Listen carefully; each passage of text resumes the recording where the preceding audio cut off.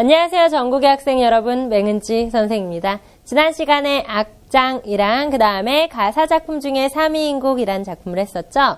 이번 시간에는 지난 시간에 예고한 대로 송미인곡 들어갈 텐데 170쪽이에요. 와, 우리가 벌써 170쪽까지 나갔어요.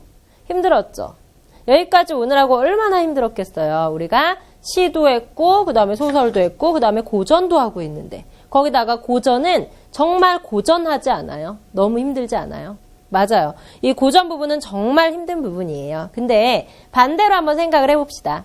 힘들다는 거는 그만큼 그걸 이뤘을 때 이건 말도 안 되긴 하는데 그걸 이뤘을 때 그만큼 더 희열이 크다는 거죠. 그리고 내가 힘들면요. 나만 힘들어하지 않아요. 이걸 공부하고 있는 모든 수험생들은 다 같이 힘들어하는 거거든요.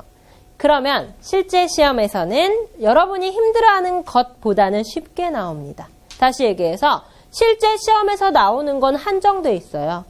그러니까 여러분들이 이 부분을 빨리 공부하고 넘겨버리면 이번 시간을 딱 35분만 공부하고 넘겨버리면은 이 송미인곡은 어떻게 나오더라도 맞으면 되는 거죠. 그쵸? 좀 더 마음 편하게 한번 수업을 들어봅시다. 송미인곡이고요. 우리가 지금 가사 작품을 하고 있는데 지금 고전시가에서 중요한 거 세 가지는 한시, 가사, 시조라고 했었죠. 그 가사 중에서도 가사의 주요 작품, 정철의 가사를 보고 있는데 지난 시간에 사미인곡을 했고요. 이번 시간에 속편, 속미인곡을 했어요. 여기서 곡이 뜻하는 건 노래죠. 그 다음 미인이 뜻하는 건 임금님이에요. 왕. 그 다음에 속은 속편이죠.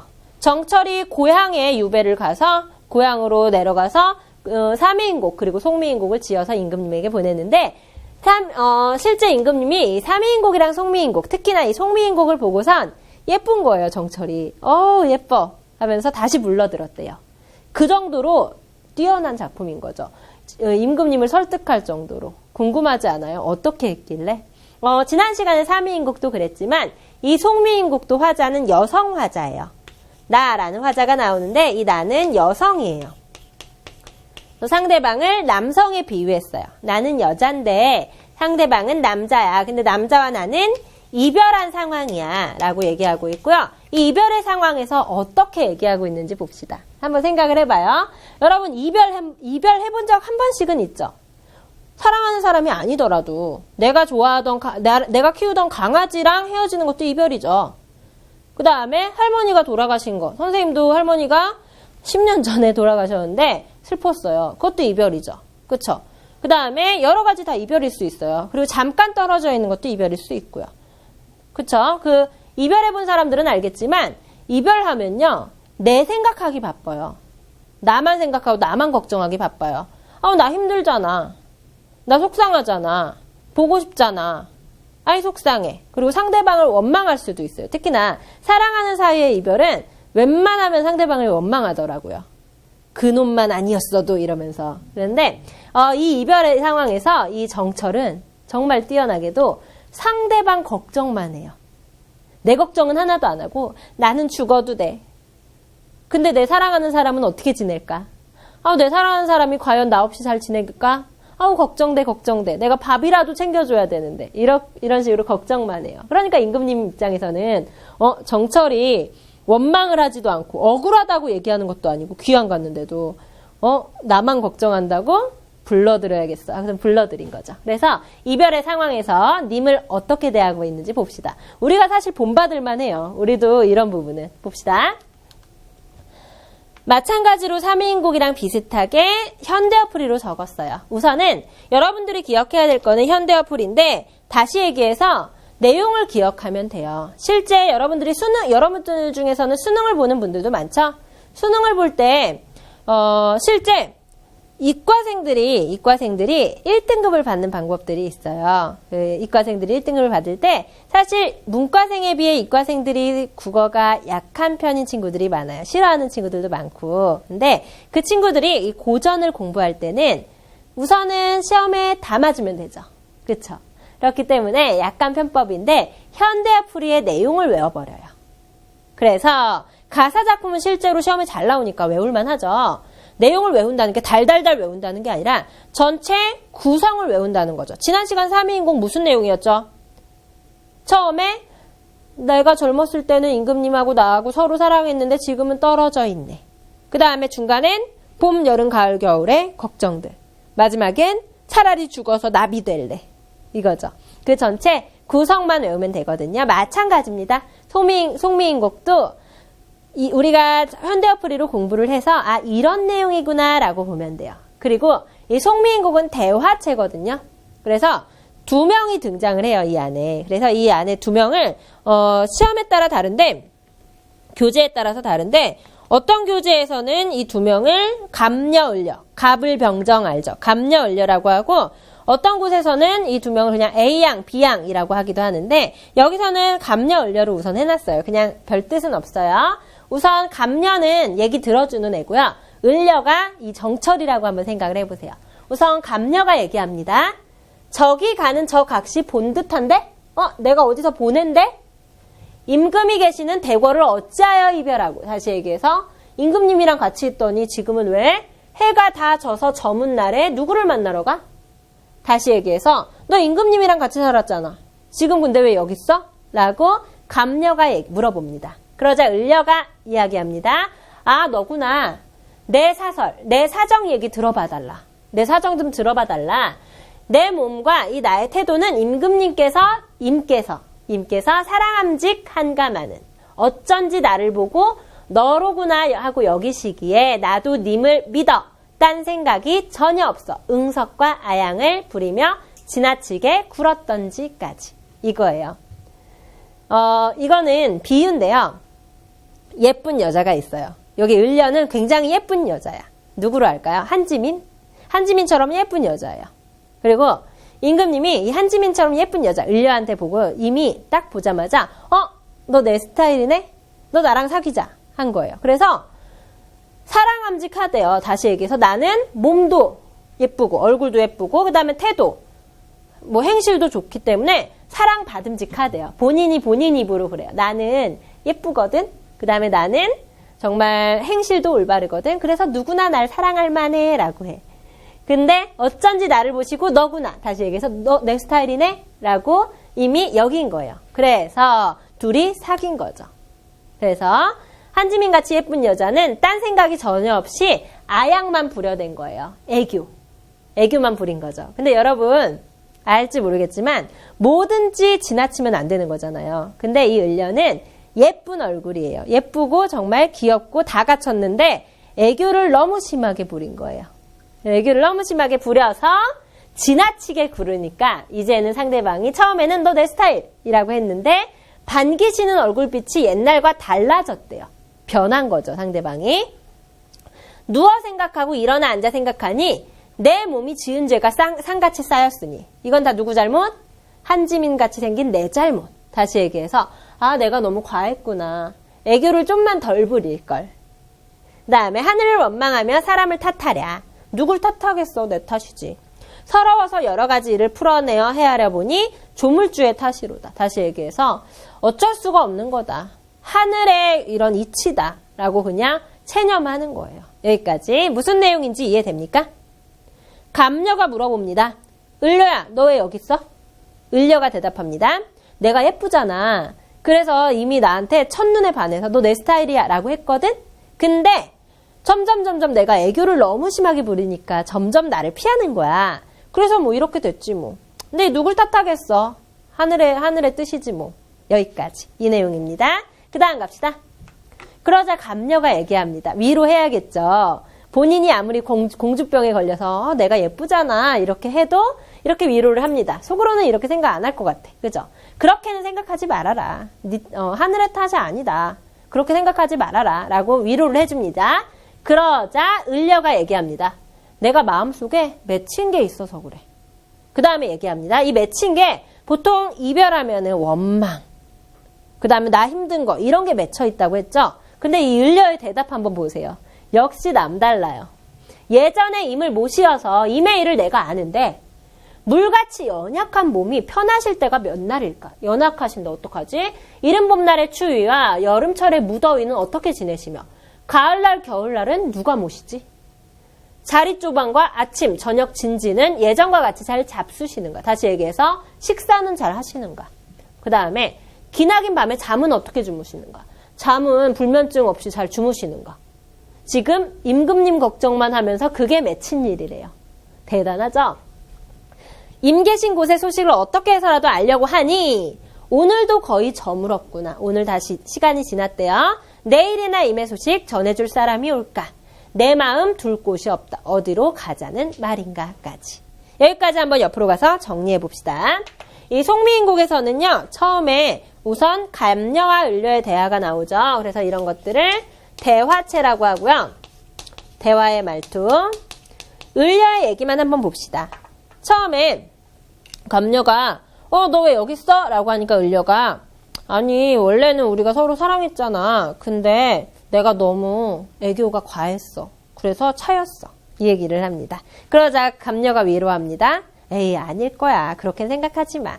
그러자 을녀가 얘기합니다. 맺힌 일이 있어. 다시 얘기해서 첫 번째 대화는요. 너 왜 여기 있어? 내가 옛날에는 잘 사귀었는데 지금 헤어졌어. 라고 해서 을녀의 사연을 얘기합니다. 그 다음 두 번째 대화에서는 아니 내가 다른 건 다 괜찮은데 맺힌 게 있다. 한이 있다. 그 맺힌 일이 뭔가 했더니 옛날에 내가 님을 모셔서 잘 아는데 그러니까 내가 그 사람이랑 잘 사귀어봐서 아는데 그 사람이 편할 때가 별로 없더라. 일이 너무 많더라. 그러면서 맺힌 일을 봤더니 계절마다 어떻게 잘 지내나 밥은 잘 드시나 그래서 식사 걱정 그 다음에 잠자리 걱정 잠자리는 편하실까 이런 걱정을 해요. 그 다음에 임 계신 곳의 소식을 알고 싶어 하는데 아무도 안 와요. 그래서 답답해요. 그래서 식사, 잠자리는 괜찮으신지 소식도 모르니 답답하구나 라고 얘기하고 있어요. 다시 얘기해서 님 걱정만 하는 거예요. 보통 귀양 갔을 때의 작품을 보면요. 대부분의 사람들은 정서의 정과 정이 그런데 억울하다고 하거든요. 나 억울해. 나 진짜 아닌데 결백해. 이런 얘기를 많이 해요. 근데 정철은 그런 얘기 있어요? 없어요? 없어요. 내 탓이야. 내가 애교가 너무 과했어. 이렇게 얘기하는 거죠. 그 다음 갑시다. 맺힌 일이 있다고 하면서 님 걱정만 하고 있고요. 소식 알고 싶어요. 그래서 여러 군데를 가는데 님의 소식을 알고 싶어 하는 거예요. 그래가지고 어떻게든 알려고 하는데 우선 처음에 잡거니 밀거니 높은 매에 오르니 다시 얘기해서 잡고 밀면서 다시 얘기해서 바위도 잡고 나무도 잡고 이러면서 매 산에 오르는 거예요. 산에 올랐대요. 높은 산에 오르니 구름은 물론이거니와 안개는 또 무슨 일로 저렇게 끼어 있는가. 다시 얘기해서 구름도 끼어 있고 안개도 끼어 있대요. 그 다음에 산천이 어두운데 해와 달은 어떻게 바라보며 눈앞에 가까운 곳도 모르는데 천리가 되는 먼 곳을 바라볼 수 있으랴까지. 옆으로 오세요. 맺힌 일이 있대요. 첫 번째 식사, 잠자리 궁금하대요. 소식을 모르니 답답하대요. 그래서 어디로 갔어요? 높은 산에 올라갔어요. 높은 배, 높은 산에. 높은 산에 올라가서 멀리 임금님 계신 쪽, 북쪽, 한양이 있는 쪽을 바라보는데 누가 지금 반대를 하고 있죠? 구름과 안개 때문에 안 보이는 거죠. 그래서 높은 산에서 임금님을 보고 싶은데 지금 구름과 안개 때문에 보이지가 않는데요. 그러면 높은 산에 있을 필요가 없죠. 그러면 높은 산에서 임금님을 보고 싶어 하는 거니까 높은 산에서 임금님을 보고 싶어 할 때 방해하는 이 구름과 안개는 부정적일까요? 긍정적일까요? 다시 내가 임금님을 보고 싶어서 산에 올라갔어요. 근데 구름 안개 때문에 안 보여요. 그러면 이 구름과 안개는 부정일까요? 긍정일까요? 안 좋은 의미겠죠? 부정적. 이거를 실제 비유한 것은 간신배들을 의미해요. 그래서 간신배들이 나와 임금님 사이를 갈라놨어. 이걸 이렇게 표현한 거예요. 그래서 구름, 안개는 간신 혹은 방해물. 그 다음에 높은 산에서는 방해를 받았죠. 그러면 이번엔 어디로 가나? 앞으로 가서 봅시다. 차라리 물가에 가서 백길이나 보려고 하니 바람과 물결로 어수선하게 되었구나. 백길이라도 다시 얘기해서 배가 오면은 이제 그 배에 임금님 소식을 알려주는 분이 타고 있을 거 아니에요. 그래서 언제 오실까 하고 뱃길이나 보려고 하는데 바람, 물결이 너무 과한 거예요. 그럼 배가 뜨기도 힘들겠다. 그죠? 그래서 뱃사공은 어디 가고 빈배만 걸려있지? 왜 배가 안 움직이지? 왜 저 배가 저게 누구 태우러 안 가지? 그래서 강가에 혼자 서서 지는 해를 굽어보니 임 계신 곳의 소식이 더욱 아득하구나. 다시 옆으로 갑시다. 두 번째, 높은 산이 안 됐으니까 이번에는 물가에 갔어요. 물가에 갔더니 아무도 없죠. 빈 배만 있어요. 빈 배는 아무도 없는 외로운 처지죠. 그럼 빈 배는 누구일까요? 이 을려, 화자, 나. 뜻하겠죠? 그래서 외로운 처지를 한 번 더 얘기를 합니다. 그 다음에 갈까요? 이번에는 뱃길도 못 봤고 그 다음에 높은 산 올라가서 임금님 계신 쪽도 못 봤어요. 그래서 마지막 초가집에서 잠자리에 한밤중이 됐어요. 한밤중이 됐어요. 벽 가운데 걸려있는 등불은 누구를 위하여 밝게 켜져 있지? 라고 했어요. 한번 생각을 해보세요. 옛날에는 불이 굉장히 귀했죠. 전기도 없었고 그때 등불이 켜 있는 거예요. 등불이 켜 있는데 그게 밤새 켜 있을 필요가 있을까요? 없죠. 왜? 밤새 키면은 나는 어차피 자는데 쓸모가 없잖아요. 그쵸? 그래서 보통 옛날에는 해 지면 자고 해 뜨면 일어나고 그래서 빨리 자고 빨리 일어날 때는 한 7시면은 자고 한 4시, 5시에 일어나고 옛날엔 그랬어요. 지금으로서 엄두도 안 나죠. 근데 여기에서 보면은 내가 잠을 자는데도 밤새 등불이 켜져 있대요. 왜 그럴까요? 왜 켜놨을까요? 내가 자다가 혹시나 임금님 소식을 전해주는 사람이 밤에 올까봐. 그럼 여기다라고 알려줘야 되잖아요. 그쵸? 그래서 밤새 켜놓은 거예요. 이거는 임금님을 기다리고 있다는 뜻이겠죠? 계속 갑시다.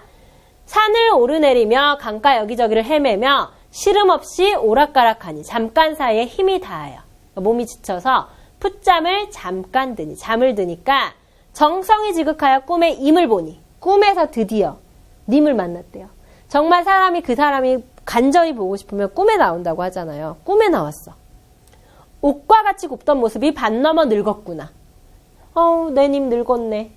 마음속에 품은 생각을 실컷 말하려고 하였는데 눈물이 쏟아지니 말인들 어찌하며 정회도 다 못 풀어 목마저 매니 방정 맞은 닭소리에 잠은 어찌 깨버렸는가까지. 이런 경험 있어요. 꿈속에서 아무리 가려고 해도 달리려고 해도 발이 안 떨어지는 경험. 그리고 뒤에서 누가 쫓아와요. 막 쫓아와서 내가 도망가야 되는데 도망이 너무 천천히 가지는 거죠. 몸이 완전 무거워가지고 천천히 도망가지는 거예요. 그래서 잡힐 것만 같은 마음. 그리고 몸이 안 움직이고 그 다음에 말을 해야 되는데 말이 안 나오고 이런 적 있죠. 약간 가위 눌리는 거랑 비슷한데 여기도 마찬가지예요. 드디어 꿈속에 임을 만났어요.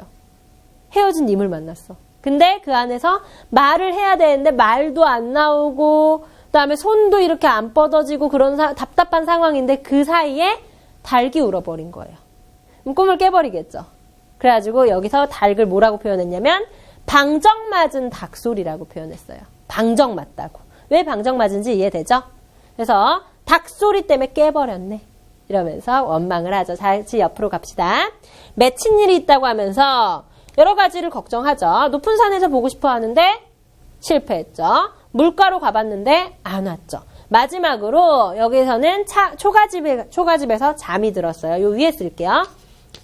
초가집에는 잠을 잤어요. 그래서 꿈에 님을 봤는데 방해물이 있었죠. 누구? 닭소리 때문에 님하고 한마디도 못하고 깨버렸다. 그러면은 이 닭소리는 좋아요, 안 좋아요? 당연히 안 좋겠죠. 이 닭소리도 방해물. 나의 꿈을 깨게 하는 방해물이 될 거예요. 됐죠? 이렇게 해서 지금 맺힌 일 얘기를 했어요. 첫 번째, 식사, 잠자리. 괜찮으신가? 소식을 모르니까 너무 답답하다. 두 번째, 높은 산에 올라가서 보고 싶었는데 실패. 세 번째, 물가에 가서 보고 싶었는데 빈 배만 있네. 마지막, 초가집에서 자려고 하는데 드디어 꿈을 꿨네. 근데 닭소리 때문에 깨버렸네. 아이 아쉬워. 그래서 얘기합니다. 볼 수 있는 방법이 있어요, 없어요? 님하고 나하고 볼 수 있는 방법이 없죠. 그래서 최후의 방법. 3위인곡에서도 나왔던 방법. 뭐죠? 죽어버릴래. 삼위인곡에서도 나 차라리 죽어서 호랑나비 될래, 범나비 될래 라고 했었죠. 왜? 그러면 나비가 돼서 날아가서 임금님 옷에 싹 앉으면 되니까. 나비니까 벌레가 아니니까 주변 신하들이 안 죽이겠죠. 그러니까 나비 될래 이렇게 표현을 한 거죠. 여기서도 똑같습니다. 나 차라리 죽어버릴래. 봅시다. 허황된 일이로다. 헛됐다. 이미 어디 가면 볼 수 있을까? 어디 갔을까? 즉시 일어나 앉아 창문을 열고 밖을 바라보니 가엾은 그림자만이 나를 따르고 있을 뿐이다. 나는 혼자구나. 차라리 사라져서 죽어서 지는 달이나 돼서 이번에는 달이래요. 이미 계신 창문 안에 환하게 비춰주리라. 그러자 감녀가 위로를 하면서 얘기합니다. 각신님, 여기 한짐이나 달은 되지 말고 구준비 되라. 그러니까 세차게 내리는 비가 되라 라고 얘기합니다. 이제 옆으로 와서 정리합시다. 지금 을려의 사연이 쭉 얘기되고 있고요. 그 다음에 맺힌 일을 얘기했었죠. 그 다음에 세 번째, 나 차라리 죽을래. 다시 얘기해서 극단적인 상황을 설정했죠. 극단적인 상황. 이러면 안 되죠. 보통 이별하고 막 힘들고 이럴 때 나 죽어버릴 거야 이런 경우 많잖아요. 극단적인 상황. 그건 그만큼 힘들다는 거죠. 힘들대요. 이 극단적인 상황을 설정을 했는데 죽음을 통해서 죽기라도 해서 나는 님을 보고 싶다. 그만큼 보고 싶다라는 거죠. 봅시다. 극단적인 상황. 우선은 감녀는 뭐가 되고 싶어 했죠? 지는 달. 여기서는 나궐이라고 나와요. 나궐. 그러자 감녀가 뭐라고 대답했죠?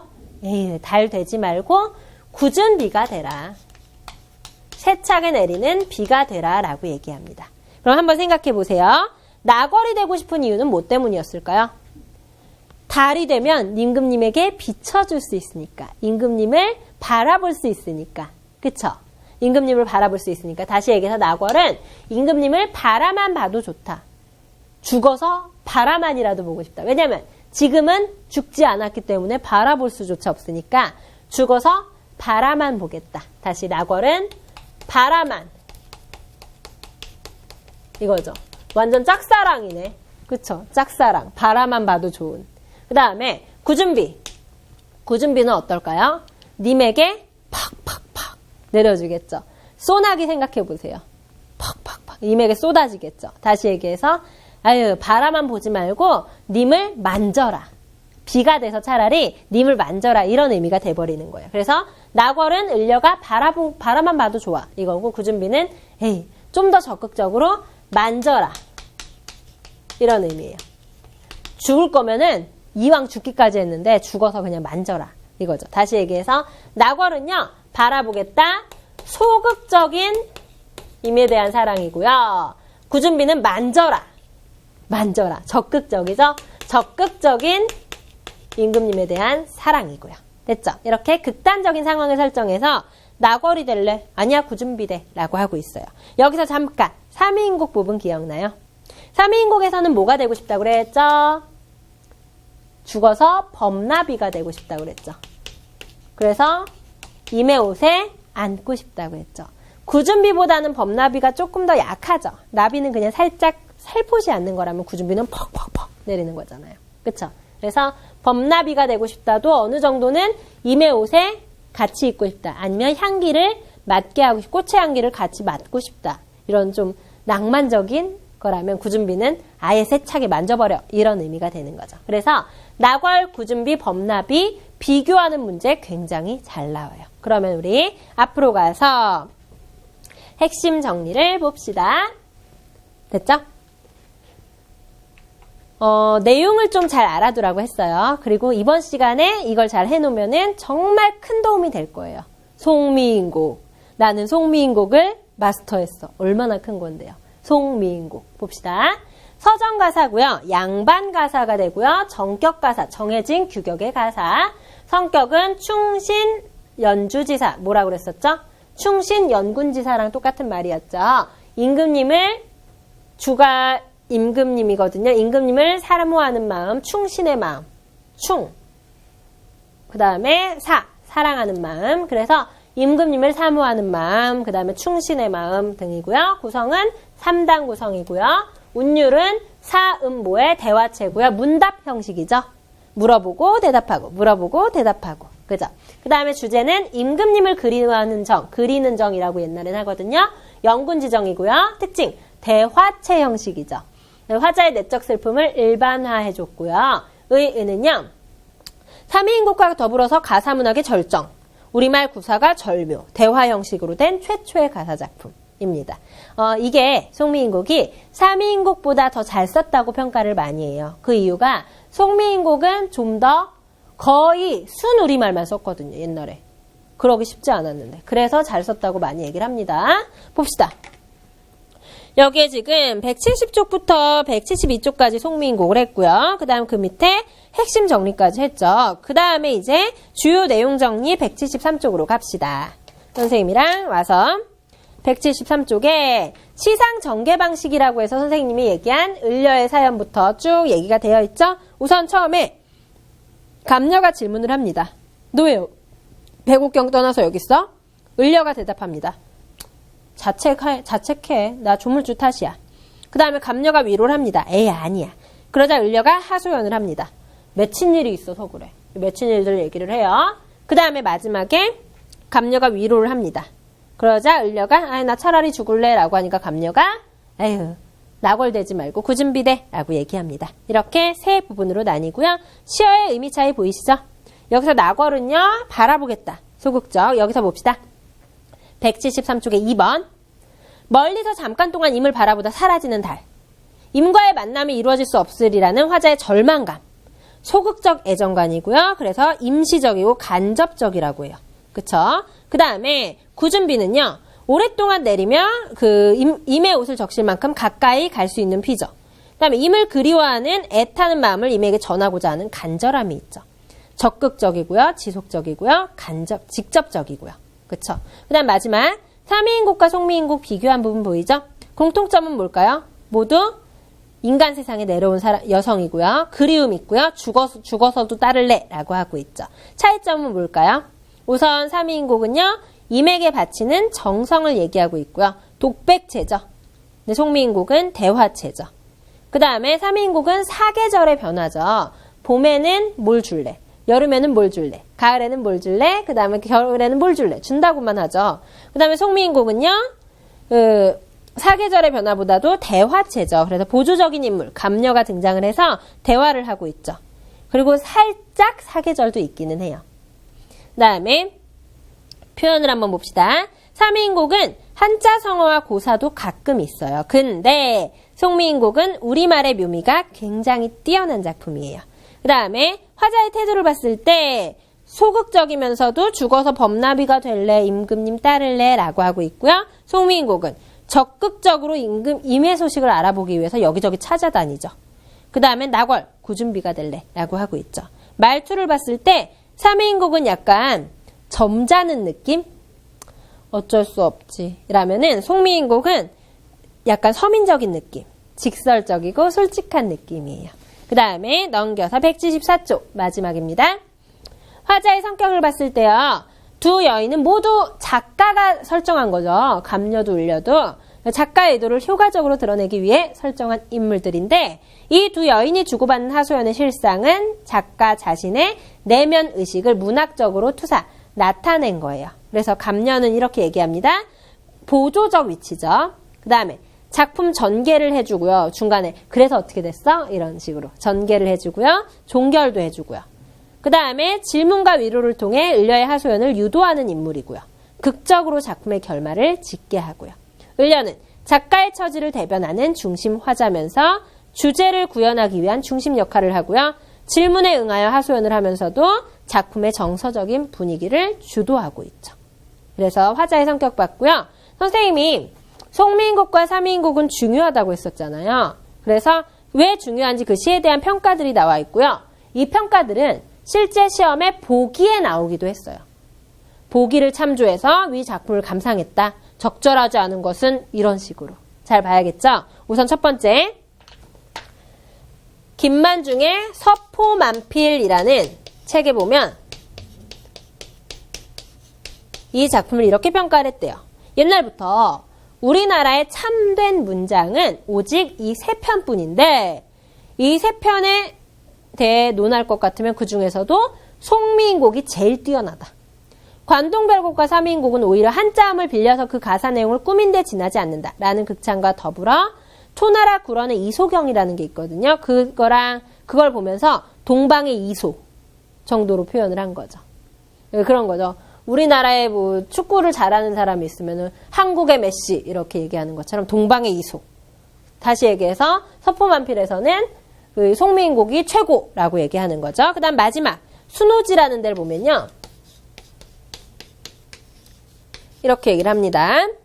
삼인곡도 역시 송강. 이거는 정철이란 뜻이거든요. 송강 정철. 정철의 호예요. 송강이 지은 것이다.